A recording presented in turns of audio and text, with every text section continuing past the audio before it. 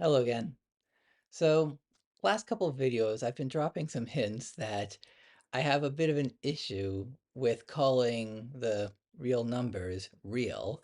And similarly, I have an issue with using the word imaginary for the next set. Now, to understand a bit of why, I'm going to need to explain, well, what all these numbers actually are. So now that I've challenged a few preconceptions, it's time to build from the bottom up, starting with the natural numbers, also known as the counting numbers, 1, 2, 3, 4, and so forth. So these are the numbers that feel the most like numbers. We actually can count with them. Now, technically, though, there is also, even here, we are taking a little bit for granted. The idea of having, say, two of something, like two markers. These are not the same markers. They're different. One's blue.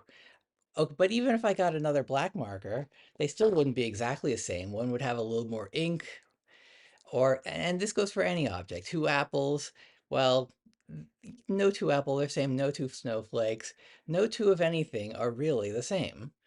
Um, so even there's this little abstraction that we allow ourselves just to say we can count. Um, Now, it is also worth mentioning that there's some foundational math that has been done to make sure that we can define these numbers without using the number. Like, imagine trying to find the number 1 without saying 1. So fortunately, that's been done, and I'm not going to go into it right now, but just wanted to give a little flavor of just how non-trivial even these are. Okay, so with the natural numbers, we have some things. We have the number 1, which we can multiply any number by and not change it. We can multiply two natural numbers and we get, another natural number. 3 times 5, 15. It's a few past the dots, but it's in there. And similarly, we can add any two of these and get another one. So that's nice. So then we start to generalize a bit more, and we get to the integers, which includes 0, which a lot of people will just put in the natural numbers. That's just a whole thing from math class to math class that, well, th you just have to pick one and be consistent. Anyway, and we also have negative numbers. Now 0, a like multiplying 1 to some by something doesn't change that something, adding 0 to something also does not change that thing. But this is a good moment to pause a little and ask ourselves, is it a number? I mean, you know, put the negatives aside for a moment, is 0 a number? Well, can we count 0? Well, there's nothing to count. It's more of an absence of something. It's a concept. I mean, but it's also a useful concept, so I'm just going to let you decide how you feel, basically. But again, don't take it for granted is all I'm saying. And the same goes for the negative numbers. A negative number is less of an absence and more of a loss or a debt or something going in another direction. And well, that's not too bad either. I mean, if we can take 0, we can, this isn't so bad. Walk forward is plus, walk backward is negative. Okay, so you can add this to this and they cancel out. There's some utility. I mean, two-column ledgers, so that's a nice little bit of technology that relies on being able to go in two different directions. But anyway, so we get zeros and we get subtraction. But we tend to go a bit farther than that. We go to the rational numbers, aka fractions. So if you want to give a certain number of people an equal share of the pie, literally or figuratively, division will be involved. So now we can just take, any integer over any other integer as long as we're not dividing by 0. So not a whole lot of surprises, but each step is a full level of abstraction above the one before. So having gone up the ladder to, oh, I should probably N for natural, Z because it's from German, and this one's for quotients, in case you were wondering. But before we can climb that next rung of the ladder to get to the R for reals, and you know, and there's more. There's always more, but not just yet. Before we can climb that next rung, we need to talk about like what it is we're trying to do. I mean, each one of these was some sort of fairly tangible bit of utility. What what's the utility that we need for that next step? All right. For a little context, we have here a number line, and there are rational numbers. You point to the number line, you can find a rational number. I mean, they're all over the place. I mean, and in between any two, like in between 0 and 1, there's half, quarter, eighth, and you can subdivide, any other interval, and you can subdivide it into thirds, fifths, whatever this number is. I mean, you can point to anywhere as close as you want to anything, and there's going to be, in fact, actually infinitely many rational numbers, um, in any tiny little piece of this line. So we say the rational numbers are dense on the number line, and they're everywhere, and yet we still have these things we call gaps. And a couple of cases in point. These are, there's a lot of these things. Basically, numbers that we can describe, but that we also know can't be represented as fractions. So that's point one.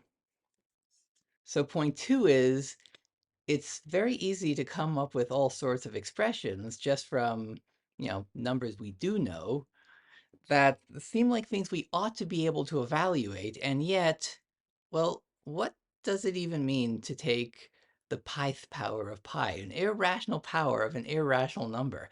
Heck, even 3 to the pi doesn't quite fit any obvious definitions. So, in fact, perhaps you might even be wondering what it would mean to take, say, 3 to the 3.5. So our usual definition, the intuition, is simply grouping. If we want to square 2, that means we need to multiply 2 2's together. If we want to cube 2, we need to multiply 3 2's together. And that's pretty much it for the actual definition that we start with. It's just multiply this many of that number together. Fortunately, that turns out to be a good deal to work with. For instance, we have this nice little property here that if we want to multiply 2 cubed and 2 squared, well, that means we're multiplying 3 2's by 2 2's, and we can just count them off to note that there are 5 2's, which really is just, 3 plus 2. We just add the numbers of 2's together to get more 2's. So we have this nice property that allows us to, to go a little bit farther. Like, for instance, what does it mean to take a zeroth power of something? So that goes back to that whole number zero thing. We're not counting it, it's just not there. So what does that mean in this context? Well, we can use the property to get a clue. So if I want to take 2 to the 3 plus 0, well, 3 plus 0 is just 3. So, but we can definitely break it up like this. So we can also write 2 to the 3 times 2 to the 0. And since, we have a 2 to the 3 equals 2 to the 3 times something, well, it has to be 1. So you may have already known that that's what it's equal to, but, well, that's why.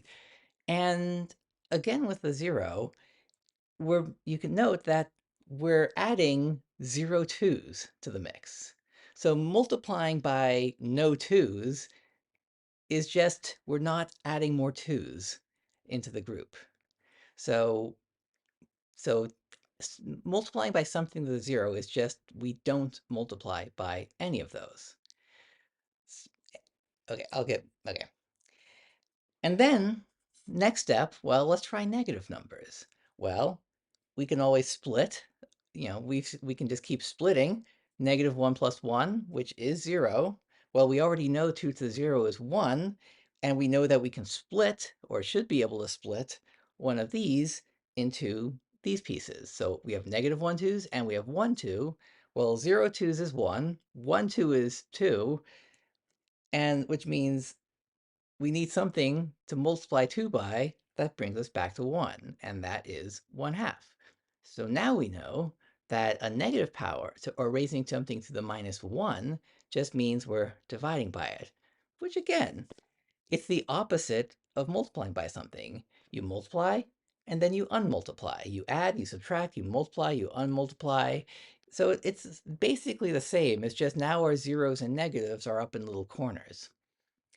And we can keep going a bit farther by first noting that we can take a power of a power. And so if we take 2 cubed and then square it, well, we start with one group of 3 2s, and then we take 2 of those. So now we have 2 groups of 3 2s. Grand total, 6 2s. So if we have a power of a power, we can multiply this many groups of this many 2s to get this many 2s. So that's what lets us take, a power of a power and just multiply. It also means that if we have, say, 2 to the minus 5 instead of just to the minus 1, well, we can just, take this to the all the 5 2s to the minus 1, which means all 5 of them end up down below. Okay, just a little bit more before we've covered all of the rational possibilities for the exponent. So what about a third power of 2? What does it mean to have a third of a 2? Well, again, if we take 3 of these, then we multiply them together and we get a whole 2. So we have a number, we multiply 3 of them together, we get 2, which is something we already have some words for. We just call it the cube root of 2. So, 1 over something power is that root. And finally, we can we can wrap up the rationals by noting that if we have a general fraction up here, we can put, the 1 over inside and the top number outside, or we can do it in the other order because either way they multiply to this one. And we can interpret this by noting that this is a 7th root, so we have a third power of a 7th root. Or we can do the third power first, and then take the 7th root. And a freebie is that we also now know that these are the same, which means we can either take the power first and then the root, or the root first and then the power. And this instantly is a lot like just multiplying by fractions. You can either multiply by the top and then divide by the bottom, or you can divide first and then multiply. So there are a lot of analogies between how this ends up working out and how just adding and subtracting and multiplying work out in the same set of numbers. So, okay, so this is nice. Now we can talk about things like 3 to the 7 thirds, or 22 over 7 to the other fraction. But what about pi to the pi? There's nothing in here that directly tells us what this has to evaluate to. So ultimately, we have numbers that we feel like should be there. We have expressions that we we don't have it, like, there's no we're not equipped with the right definitions even to describe them. And well, these expressions can come from all over the place. So how do we correct for all of that? Now, you may recall from the last video that I talked a bit about continued fraction expansions, which are very good at producing fractions that are close to any number. And for example, for pi, you may remember that, this agreed to 2 decimal places, and this term agreed to 6. So this actually gets close to pi really, really fast. But more than that, as we keep on going farther and farther into the sequence, these numbers will not only get closer to pi, they will get as close as we want. If we want to get within 1 trillionth of pi, we just go a bit farther. If we want to get pi out to at least 400 decimal places, we just go out farther. Eventually, we'll get to the point where we're that close. And better than that, we're once we get that close with this sequence, within we stay at least that close. Similarly, we can create sequences for, square root of 2. This is again using the same method. And just, just because want to start excluding stuff, here's just whatever, 1 minus the cube root of 17. And well, here's a sequence of fractions that does that as well. Now, it is worth noting that we could, for say pi, just, take this, say take 3 decimal places, stop, next one 4, next one 5 places, 6, 7, 8, etc. That's a valid way to do that as well. A large part of why I did it this way is because I wanted to be very clear that we're talking about rational numbers. Every single number in this sequence is rational, and these rational numbers get and stay arbitrarily close to these numbers. Okay, so that helps us a bit. That gives us a sense of how we can capture these other numbers.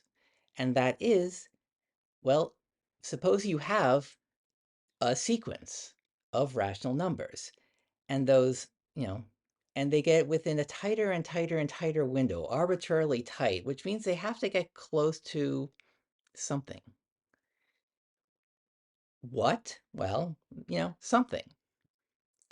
And we get to call that something, say, a real number. We get to put it on the line by getting closer and closer to it with rational numbers that we already have on the line. And well, yeah, that's a way to do it. Now, it's worth noting that we don't have to pick any particular sequence that converges to, some number like pi. It just has to converge. So again, we could have done, you create a sequence from the decimal point, the decimal expansion, digit by digit. We can do it with the continued fractions. We could do a binary expansion, so everything's just ones and zeros, or base 4, 6, 8, 12. We have all sorts of ways to get sequences of rational numbers that get closer and closer to, say, pi. So to actually get a consistent definition of rational numbers, we have to find a way not to care which sequence. So what we can do is say, well, let all of them, any sequence that converges to pi, we just call it a representation of pi.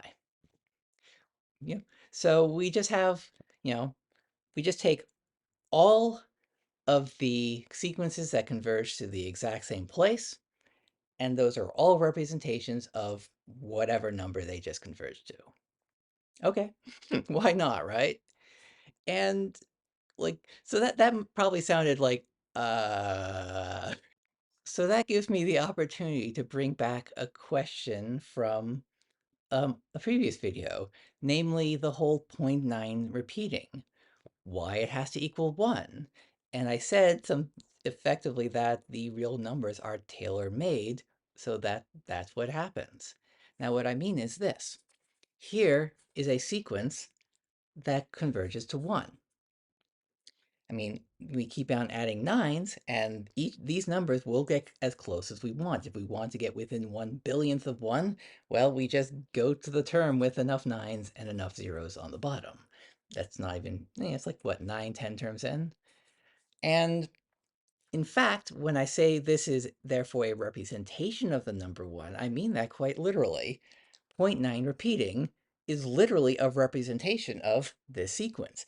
Every single digit of this expansion is just stepping one more term into the sequence, a sequence which gets arbitrarily close and stays arbitrarily close to the number 1.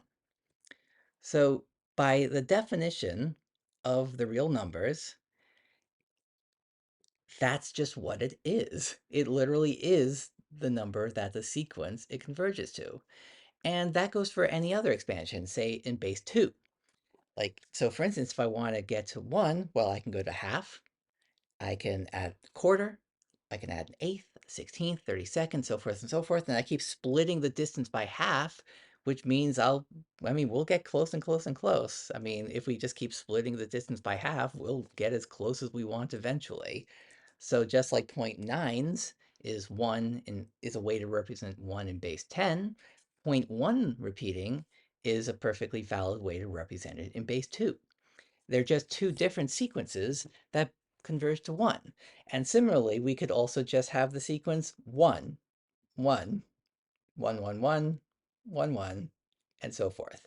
So yeah, so that would just be like writing 1 as 1. So so so yeah, so if every sequence that converges to the same number represents that number, then yeah, we should expect to have different representations of numbers. Almost forgot to answer my own question from earlier. So as for taking pi to the pi, irrational to irrational, well, we just need a sequence that converges to this. And here's one.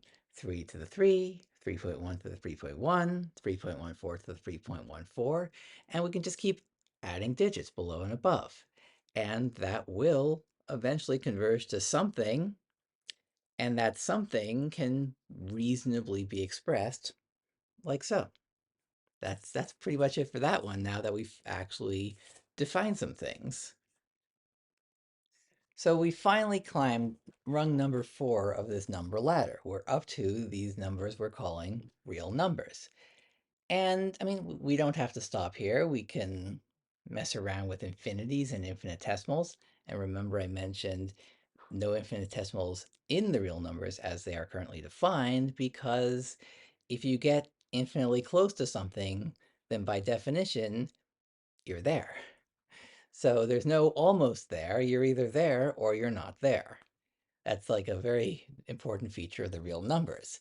It's also what allows us, by the way, to talk about things like continuous functions, instantaneous rates of change, being able to say for anything within an interval, like for all the points in this interval, like, being able to make those statements is a lot easier if there's no limits that are not already contained in this number line.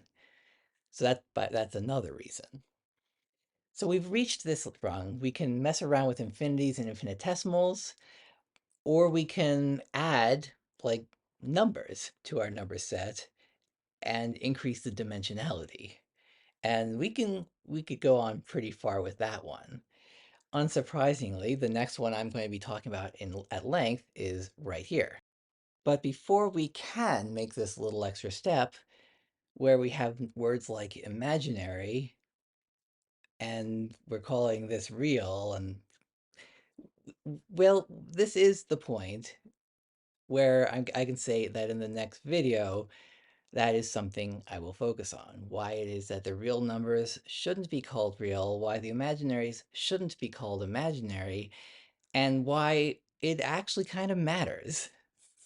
So, seems like a good place to leave that off for now. See you in the next video.